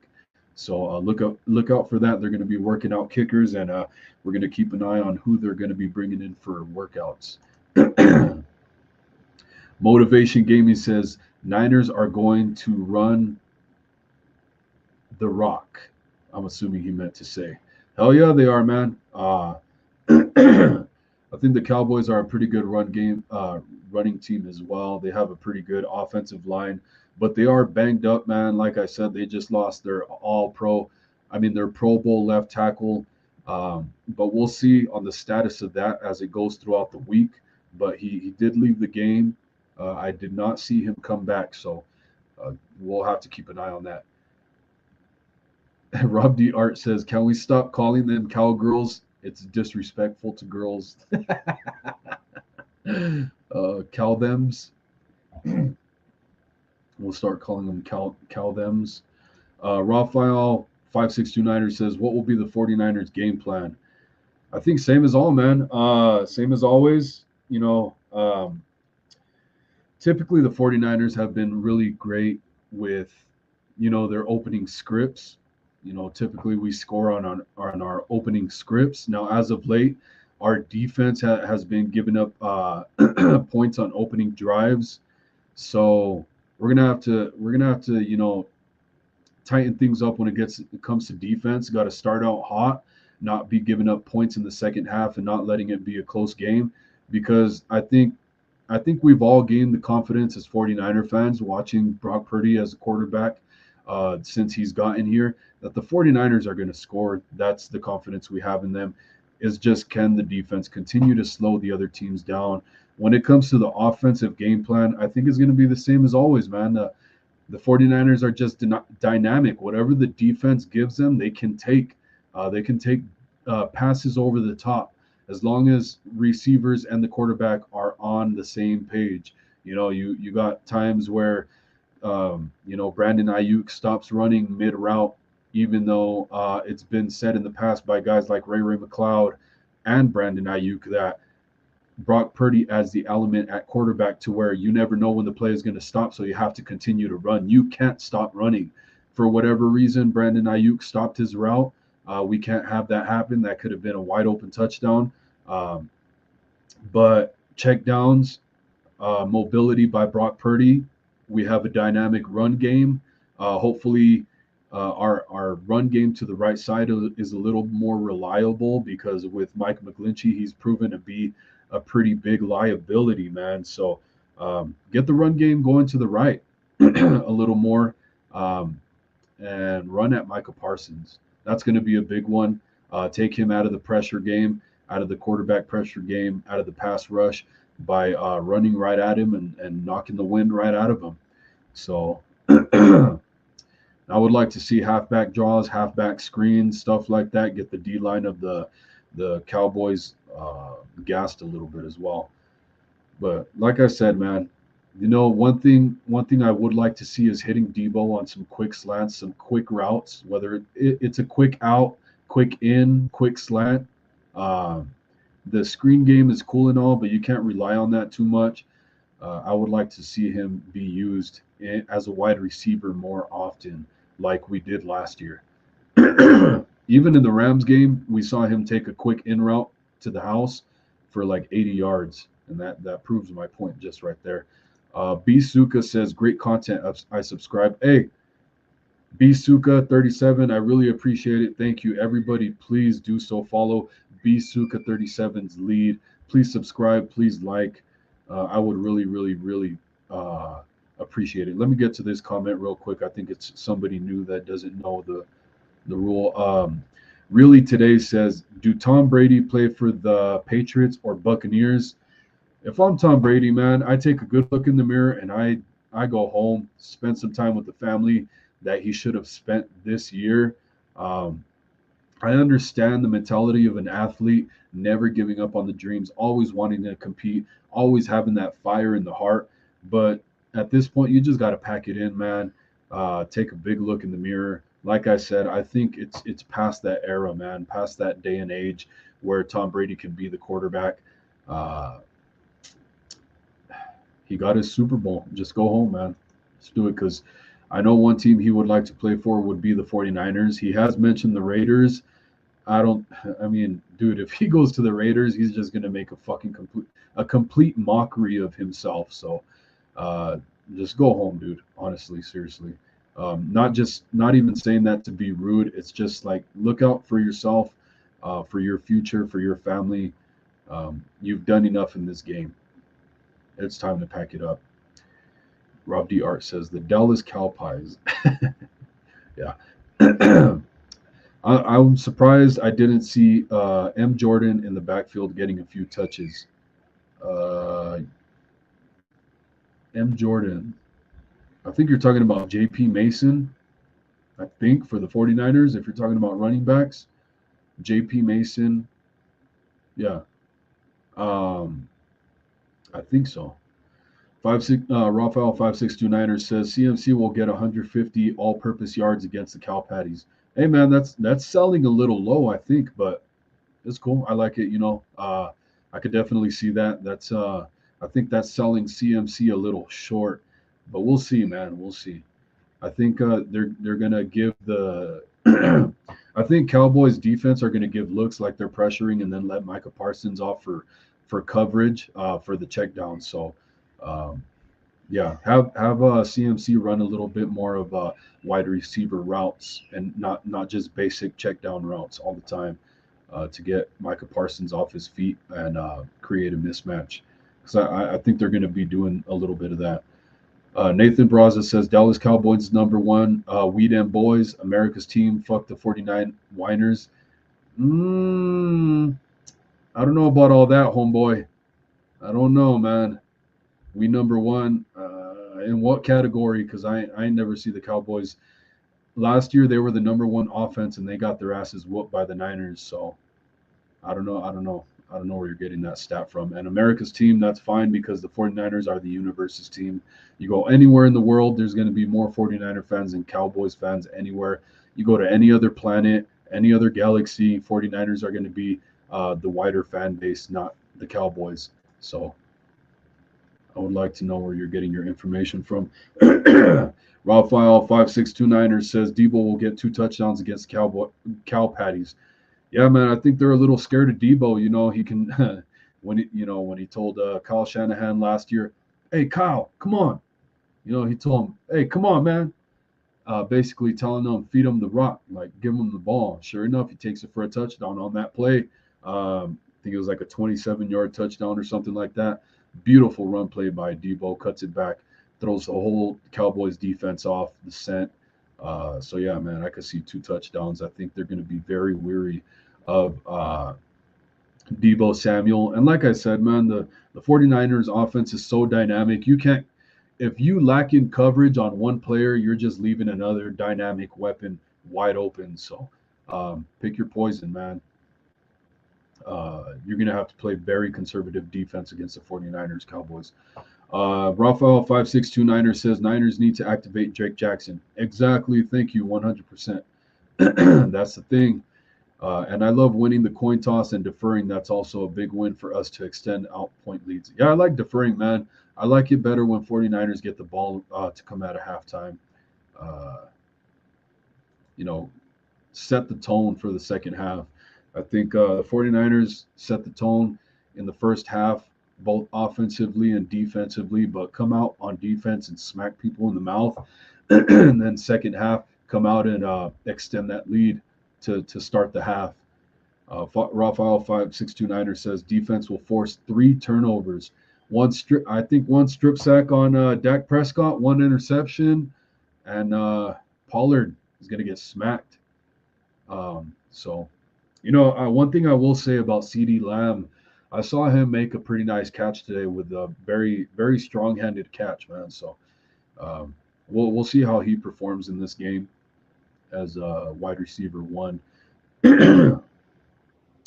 But kudos to him. He's doing his thing. Corey Davis says, who you guys think is going to get the first touchdown on the 49ers? From the 49ers is offense. And you guys let me know in the comments real quick. We're going to close out the show pretty soon here. No pun intended, but first touchdown, Elijah Mitchell. And I could be very wrong, man. You give me any of these guys, I'm not going to tell you you're wrong. But 49ers drive down the field and run it in with Elijah Mitchell. Smack the Cowboys right in their mouth. Daniel Berry, Sports Highlights. Hey, thanks for being here. Really appreciate it. Says, yo. And let me see if I can pronounce this. Let me know if I don't know if it's an actual name or word. Let me see if I can pronounce this. Tell me if I'm way off. Svit Killer. Oh, Soviet Killer? Is that what it is? Soviet Killer? Or is it like I don't know. And Jennings is money on catching some critical third down plays for big yards. Exactly, man. I'm telling you, when it comes to the 49ers offense, pick your poison, man. There's no, you can't go wrong. It's too dynamic. You got a elusive quarterback that's super experienced, can make every throw. And you got guys like, he's just surrounded by dynamic playmakers all over the field. Third and Juwan. It's a saying for a reason. And hopefully the Cowboys don't know that saying. I know they found out in the playoffs last year about third and Juwan. But hopefully we could keep that rolling against them. Raphael 5629ers says, who is going to stop Kittle? Nobody. Nobody can stop Kittle. And now we got a quarterback that can actually see it, go through his reads, even when it's late. There's you go to the touchdown against the Cardinals. This was a big talking point when it came to George Kittle. He was asked about Brock Purdy in the locker room. And George Kittle got 2 touchdowns. Beautiful passes, both of them. Brock Purdy, his accuracy is understated very much, underrated. He puts the ball where it needs to be most of the time. This last game was a little tricky. The ball was a little slippery in the rain. But against the Cardinals, There was a touchdown play action rollout to the right by Brock Purdy to George Kittle, if you guys don't remember, and Brock Purdy put it right where it needed to be, out and away in front of George Kittle where only he can catch it. And George Kittle talked about how he was the last read. So for Brock Purdy to go through all his progressions and then make a throw like that on the run, uh, that's another thing is the way Brock Purdy throws on the run. He's very accurate, man. So nobody could stop Kittle. I don't think anybody could stop Brock Purdy. I don't think anybody could stop this offense. It's a matter of trying to slow them down to a point where your offense can catch up. It's not whether you can stop them or not. It's if you can slow them down. Rob Dart says, hit that like and subscribe.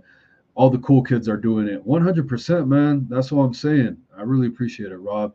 As always, man. Thanks for supporting everybody. I would really love it. Even the Cowboys fans, you guys come talk your shit whenever you guys want to. Feel more than welcome. Like, as you guys can probably tell, I'm not a pussy, so I'm not going to shy away from it. I want all the smoke. And likewise, you better be ready to accept it if you guys are going to continue to tune in and talk it. So Raphael5629er says, is the offense carrying the defense? I think so, man. To a certain extent, you know, guys like Fred Warner have talked about it, how Brock Purdy is the reason the 49ers are going on the run that they are. Now, I understand part of it is saying that basically if we didn't have Brock Purdy, we'd be screwed because we wouldn't have anybody else at quarterback at this point because both Garoppolo and Trey Lance got hurt. But, you know, I think there's a lot to be said about the points that are being scored now that Brock Purdy's the quarterback now too, taking a lot of pressure off the defense that they're kind of letting off the gas a little bit. But, you know, I think, you know, as long as the defense tightens things up, the 49ers are just an all-around balanced team. Whether they're the best defense in the league or not, they're still one of the top defenses. They're still going to slow offenses down and then work in tandem with the offense and vice versa. The special teams, everybody just doing their job is it's a recipe for success and a very dangerous team going into the Super Bowl if that's where we're headed. And I think we are, man. So that's how I can explain it. That's my thoughts on it. Soviet killer.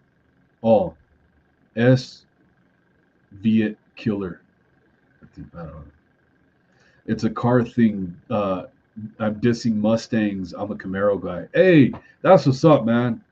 Finally, another one. I'm somebody that doesn't understand. You know, one very sexy car that I do like from the Mustangs. I mean, I like the Mach, the Mustang, the Mach, but I'm not a big fan of the old school Mustangs, man. They look like girly cars to me. Not to be sexist or anything, guys, but they're like little cars, you know, like it's like a muscle car for girls, I feel like. And outside of the one from Gone in 60 Seconds that Nicolas Cage, the one he drove at the end, the Shelby, that was a badass car, man. But outside of that, Camaros all day. But really, my favorite one is a '69 Dodge Charger. Chargers were the first stock car to hit 200 miles an hour on the raceway as well, stock. So I'm a Charger guy, but I love Camaros. Wanted to get me a Chevy Nova to start out with, stuff like that, man. But I definitely, when it comes to taste of muscle cars, Mustangs are at the bottom of the list for me. So let me know your guys' thoughts on that. Eleanor, yeah, that's the one. I'm gonna get to that. But Rob D. Art says, I think Kittle will be used to block / chip Parsons a lot, so he might not have a big stats game. Yes and no. I agree with that because especially if Micah Parsons is lined up on the right side of the offensive line to face off against Mike McGlinchey, we've seen week in and week out that's where defenses line up their best defensive ends is to match up against Mike McGlinchey because he's the weakness on the 49ers offensive line when it comes to pass protection. But the 49ers, well, for one, Mike McGlinchey has been giving enough time, just enough just enough, by a hair, enough time to the quarterback to make his throws, or at least to escape the pocket. He doesn't have the best play, but the 49ers always give him help. So it helps, right? So even if Micah Parsons is lined up against Mike McGlinchey, McGlinchey is going to get help from Spencer Burford, Kyle Juszczyk, or George Kittle. Sometimes even CMC or Elijah Mitchell, right?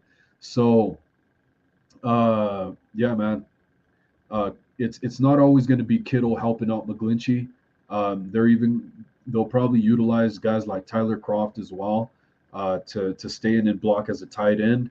But Kittle's only going to help McGlinchey on certain plays. It's not going to be all the time. He gets to spread the help with Kyle Juszczyk and other guys as well. So I think he can still have a huge, and that's the way Kyle Shanahan, he uses his past plays to to line up his play calling for the future of the game.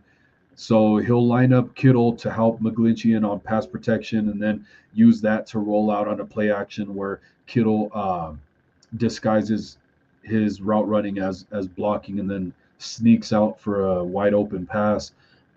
So we'll see. We'll just have to see about that. Um, but yeah, he could take a little bit of a dip in production, but I think it's going to play hand in hand with everything else. Raphael 5629er says, "Will Ayuk put Diggs on skates again?" That's the thing about Ayuk, man. He's going to put everybody on skates. The thing is, can the pass protection give Purdy enough time to get the ball there? Will Purdy be in his progression soon enough to see it and get the ball there? But the question, there's no question. Ayuk will put Diggs. He puts everybody on skates, man. Ayuk is almost always open. The thing is progressions and pass protection. Raphael 5629ers says, "Will Mitchell rush for 65 plus yards?" That one is hard to say. I think so. The reason being, especially if the 49ers are going to start icing the game out in the second half, uh, you know, I think a good way to attack the Cowboys this week is going to be time of possession, and so utilizing the run game, running it down the Cowboys' throats.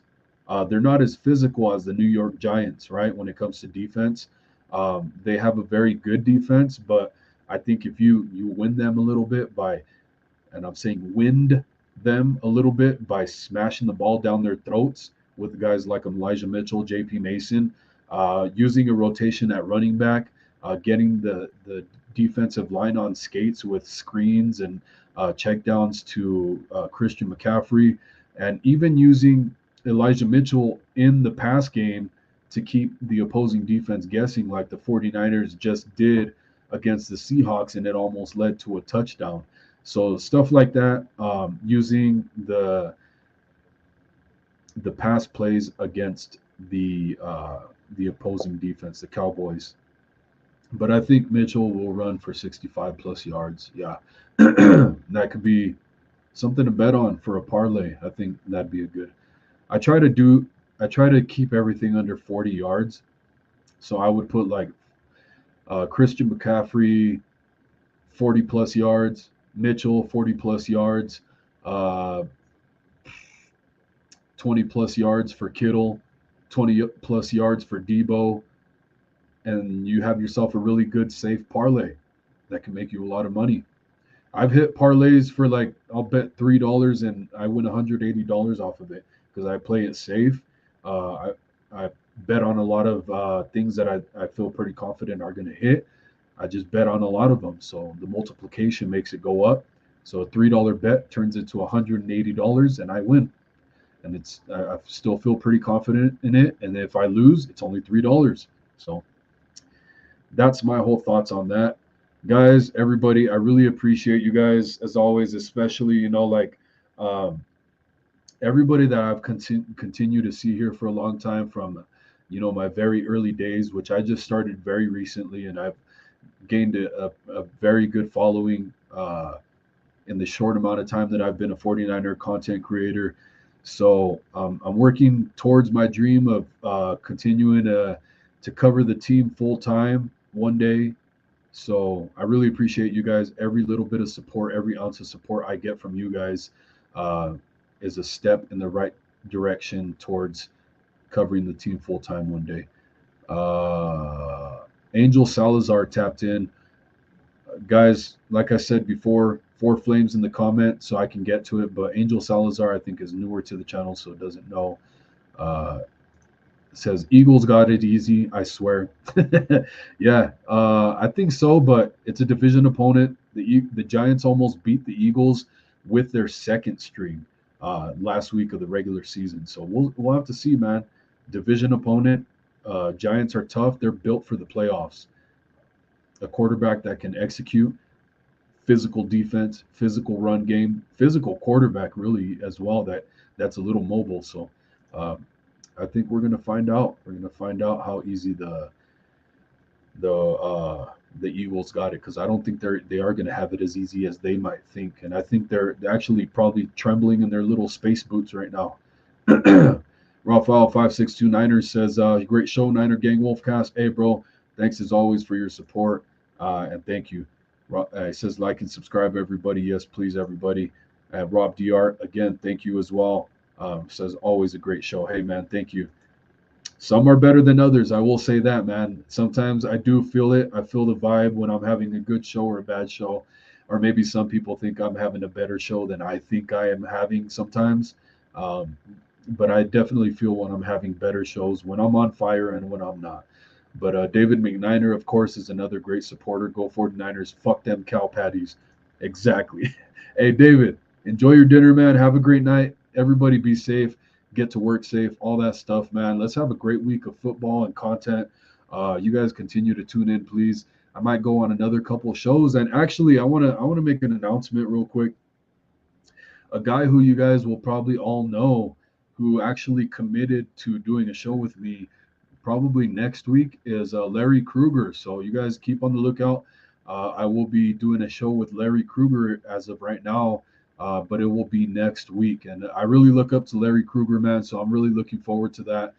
That guy's an OG. He's like there's other people I love watching because of their perspective, all that stuff. But Larry Kruger to me is like a library on sports, man. I have a lot of respect for him. So I'm really looking forward to that, man. But everybody, have a great night. Thanks for being here.